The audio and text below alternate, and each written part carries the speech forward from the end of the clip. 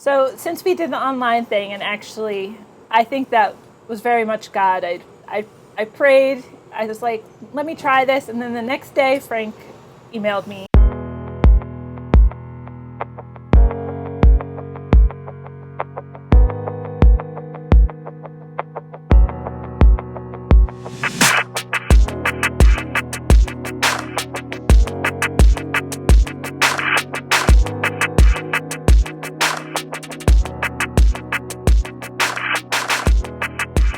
Well, our family name is Genus, Genus.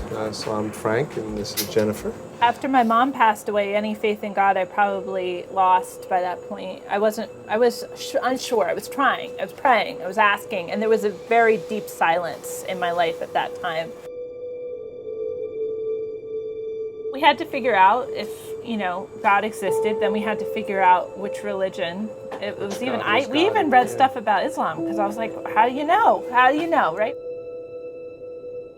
We were looking at the Episcopal Church, we were looking everywhere, and then I just turned to Frank, or you turned to me, and we were like, I think we have to be Catholic. We were like, no Catholic, no. Yeah, we just didn't have any experience with it, so. Yeah, to all the limited stigmas. We just it. believed all those things people believe, and then we had just done so much reading that was just like, none of that's true. I came to the decision it was either going to be Judaism or Catholicism. And because I had all the Christianity I looked into, it looked like Catholicism was the only, if you were going to go Christian, Catholicism was the only thing that made any sense historically. And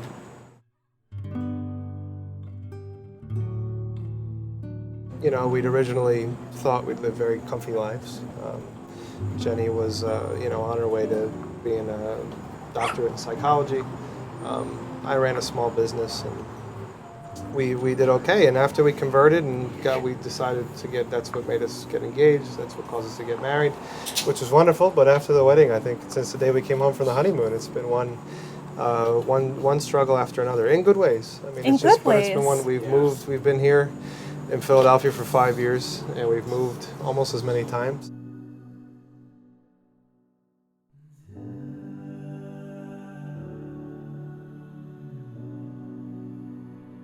I think the faith for us has been kind of the driving factor in all of our decisions. As Jenny was saying, as much as we do struggle, we know a lot of great people who have really great prayer routines and really all kinds of stuff, and they're like, yeah, I was at adoration 5 times this week, and I'm like, hey, that's awesome. I was not, But we are working on that, but we have. Etc. Jenny chose to abandon the doctorate degree and stay home. And so she left with a master's and stayed home with the kids. It's been really nice to reclaim my femininity in that way and to just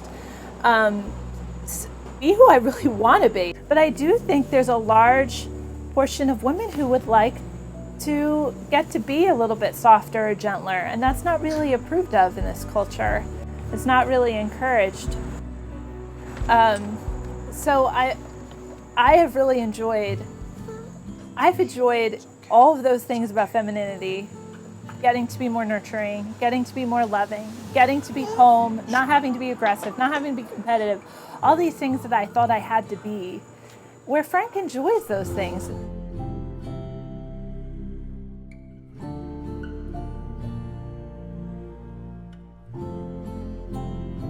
And what I found amazing is that it's truly been a richer, more fulfilling, more vibrant life amidst all that struggle than anything I had before that was comfortable and easy and planned the way that I wanted it to go.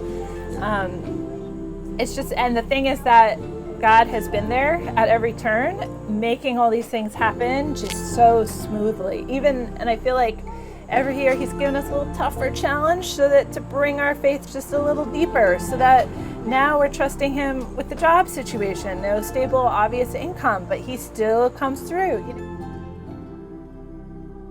That's what I was going to say, is all the suffering, I really think they go hand in hand. I don't mean to talk about the suffering as if it's this, just this dire, Pilgrim's Progress kind of thing. I think that's the whole point. That's what love is. is sacrifice at that point, but placing the good of the other above you in that meal. I think that in itself is what really brings joy. And at least in our marriage, I think that's what we've learned.